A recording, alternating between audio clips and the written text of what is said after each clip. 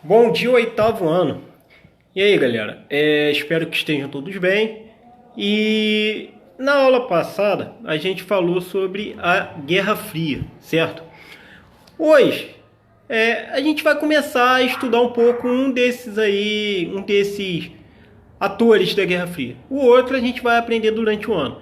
Agora, União Soviética. Vocês pararam para pensar, pô, mas que país era esse? Como que surgiu? Como que é a história? Eu falei aí das guerras mundiais, mas como que se dá o surgimento da União Soviética? Em 1917, a União Soviética vou voltar aí um conceito importante antes, que é o de socialismo. Marquem aí na página 32, embaixo de sistema socialista.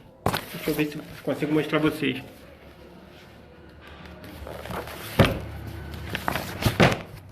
O socialismo é uma doutrina política e econômica que surgiu entre o final do século XVIII e a primeira metade do século XIX, quando apareceram os primeiros críticos do sistema capitalista. Sua crítica baseia-se na análise da Revolução Industrial e no aparecimento do proletariado, conjunto de proletários. No século XX, vários países tentaram colocar essas ideias em prática, através de movimentos revolucionários. Regimes socialistas foram implantados em nações bastante diferentes, como a Rússia, China, Cuba, o Vietnã e a Coreia do Norte. Peço que vocês marquem esse trecho aí, na página 32. Então, assim, o socialismo, um grupo de pessoas, né? E aí nós temos, por exemplo, o Marx e o Lenin, o Marx e o Engels. Eles formulam uma série de teorias sobre a exploração da classe trabalhadora por parte do grande capital e começa a levar isso, de que assim, para um país alcançar o progresso, ele tem que abrir mão das classes sociais. E o que seria abrir mão das classes sociais? Abdicar de toda a propriedade privada, passar tudo para o controle do Estado, e a partir daí nós teríamos uma divisão de riquezas. Só que assim, o conceito básico da economia é: riqueza ela se produz, ela não só se divide. Se você pega um bolo e só divide ele vai acabar uma hora. Mas isso aí também tem a ver com conceitos que a gente vai ver mais à frente. Então, esse conjunto de ideias é levado pelos soviéticos, pelos russos até então, e tem-se início a Revolução Russa, que derruba o czar. Há uma série de mudanças estruturais, uma série de mudanças políticas na União Soviética, na Rússia. Olha eu com a União Soviética já na cabeça. Na Rússia. E em 1922, quando acaba a Revolução Russa, é fundada a União das Repúblicas Socialistas Soviéticas, que viria a se tornar uma grande superpotência no pós-guerra. Belicamente falando, competiria aí com os Estados Unidos, por exemplo, na corrida espacial. A gente vai vendo isso aos poucos. Na página 32 ainda, do outro lado, debaixo da foto aqui do Marx, socialismo e comunismo são palavras empregadas diariamente como sinônimos.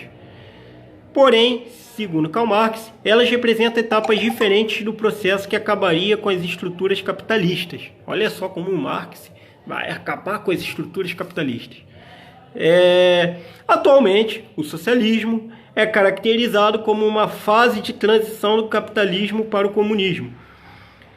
Isto é, no socialismo, ainda haveria a existência de um Estado controlado pelo proletariado para organizar a sociedade. A propriedade dos meios de produção seria estatal e coletiva. No comunismo, o Estado seria extinto, por não ser mais necessário, porque tudo seria comum a todos e valores como consumismo e o desejo de acumular dinheiro não mais existiriam. Galera, isso é muito pessoal, né? Claro que aqui no Brasil, atualmente, há uma polarização em torno dessas ideias. Mas assim, aqui eu vou me ater à ideia de Marx. Segundo ele, assim, nada faltaria a ninguém. Todos teriam meios de subsistência. E aí, para que o Estado? Não precisa. Extinguiria o Estado. Então, em um determinado momento, o Estado teria muito poder. A gente vai ver isso aí através dos planos quinquenais. Em um determinado momento, não precisa mais disso. Ia lá, extinguia e bola para frente. A sociedade estaria completa, teria atingido seu grau de evolução segundo Marx e Lenin. Então, o socialismo, na verdade, segundo os seus idealizadores, segundo as pessoas que o defendem, ele seria uma etapa para chegar no processo final. Vou pensar em um exemplo concreto. Seria tipo... sei lá, você erguer as paredes até chegar na laje. Até chegar a ponto de bater uma laje numa obra. Seria algo nesse sentido, né? Seria uma etapa. E aí alguns países como Cuba, Venezuela, Vietnã, Bolívia, aqui, a própria União Soviética vão adotar esse regime aí. Alguns mais tarde, outros mais cedo. Por exemplo, Cuba, ela adotou por influência da própria União Soviética, que já tinha um poder muito grande no mundo quando esses países começam a adotar lá para os anos 60. Então, aqui onde está, surge a União Soviética. O primeiro país a adotar o socialismo como sistema socioeconômico foi a Rússia em 1917. Esse país, de economia bastante atrasada no começo do século XX, havia conseguido construir um império que ocupou enorme extensão de terras, desde o leste da Europa até o norte da Ásia. Não é à toa que hoje é o maior país do mundo em dimensão territorial.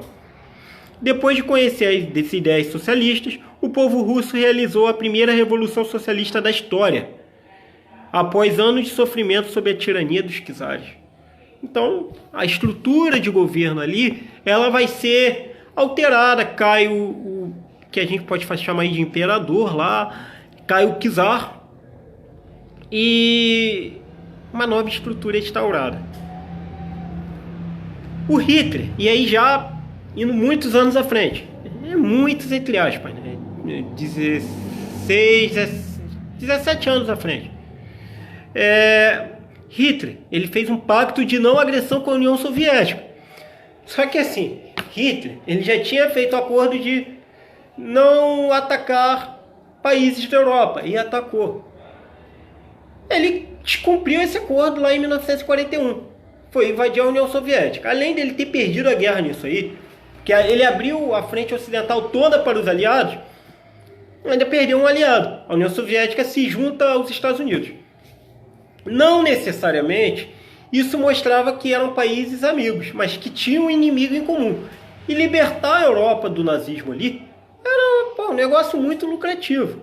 Porque você liberta a Europa do nazismo e depois reparte a Europa. Foi o que aconteceu. A União Europeia, depois o leste europeu, depois da Segunda Guerra Mundial, ele vai passar a ser todo da União Soviética. Europa Ocidental dos Estados Unidos através do Plano Marshall. Claro que cada um com suas políticas também de contenção do inimigo. Os Estados Unidos, eles vão adotar aí o Plano Marshall. Os Estados Unidos vão adotar o Plano Marshall na Europa, ajuda financeira, dar uma graninha aí aos países da Europa para se reconstruir. Assim os comunistas não chegam perto. A União Soviética com o Comecon e com o Muro de Berlim. Construíram o Muro de Berlim em 1961 para que as pessoas não houvesse uma fuga em massa. Então, se instaurou ali a cortina de ferro sobre a Europa. Cortina de ferro, ela tem um aspecto abstrato. Já o Muro de Berlim ele foi concreto, ele existiu mesmo. A cortina de ferro não, foi algo mais ideológico. Tá, mas como que a gente chega ao fim da União Soviética e a constante nova ordem mundial? A União Soviética, ela investiu por anos e anos em armamentos. Ela dedicou muito tempo dessas 4 décadas aí à corrida armamentista. E a economia ficou estagnada. Além de, assim, como o poder era centralizado, os índices de corrupção eram muito grandes. E aí você tinha uma economia estagnada, uma economia onde não havia concorrência, A população começou a passar por necessidade.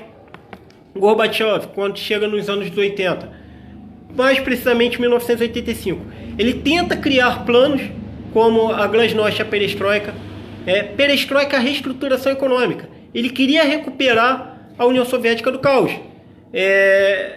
Se eu não me engano, aqui, não é aqui que tem a imagem não, mas tem uma imagem emblemática do povo soviético na fila para receber pão. Então assim, o povo estava passando fome na década de 80. Os altos índices de corrupção, a falta de liberdade de imprensa, a falta de liberdade religiosa, tudo isso levou a um colapso, uma insatisfação da população. E aí, meu amigo, quando vocês têm uma população que está insatisfeita, sentindo fome e com o bolso vazio, aí não tem governo que resista. Gorbachev, ele vai assim abrandar a situação, vai se aproximar dos Estados Unidos. No mandato de Gorbachev, as tensões com os Estados Unidos na Guerra Fria, quase que rolou ali uma terceira guerra mundial, galera, em 1962, quando houve a crise dos mísseis, que foram as bases instaladas em Cuba. Com Gorbachev vai haver a situação vai se abrandar. Ele vai passar a focar muito mais dentro da União Soviética. Só que aí, assim, as repúblicas que faziam parte da União Soviética, a União Soviética não necessariamente era uma nação, porque existiam várias etnias. E até hoje, como no caso da Chechênia, na Rússia, é uma etnia, os chechenos, eles lutam por autonomia. Então a Rússia, ela, ao mesmo tempo que é um país muito grande, é um país também com uma variedade étnica muito considerável. E na União Soviética não era diferente. Vários países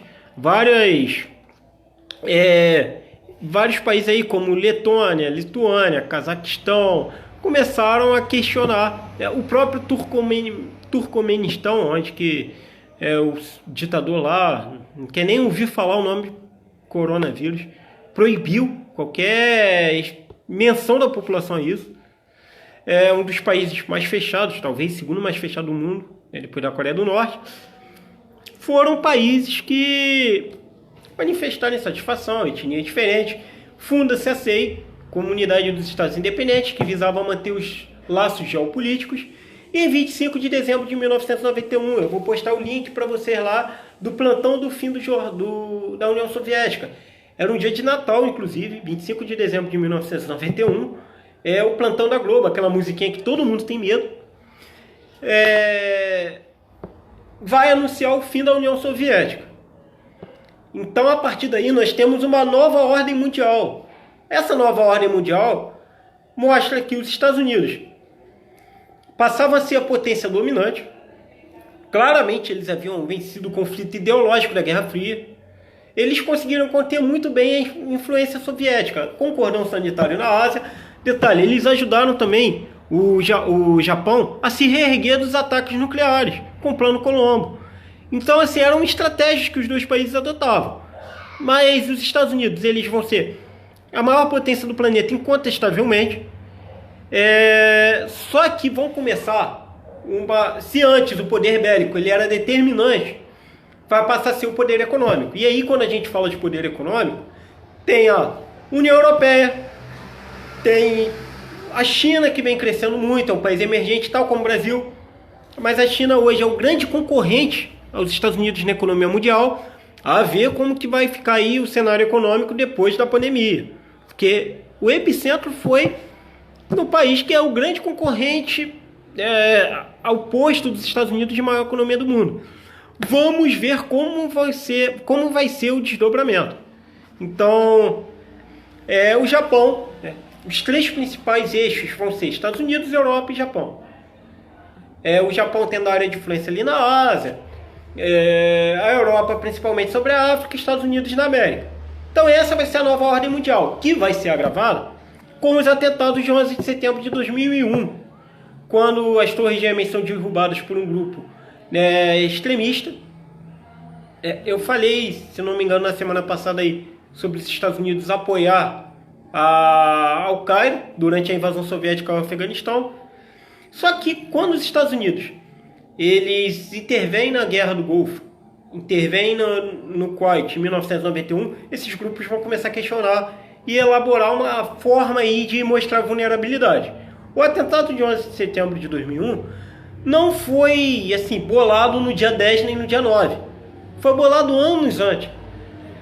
Só esperava o melhor momento para isso.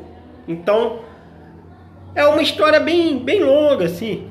E aí a nova ordem mundial vai ter muito a ver com o crescimento de novos atores econômicos e com o combate ao terrorismo global, que vai virar a grande bandeira geopolítica, tanto dos Estados Unidos quanto da Europa. A Europa ela sofreu muito aí nos últimos anos com atentados terroristas. Em 2015 teve o atentado a Charles Hebdo e teve o atentado ao Bataclan, né, que era a boate lá em Paris. E que o Estado Islâmico, na época, reivindicou a autoria dos atentados.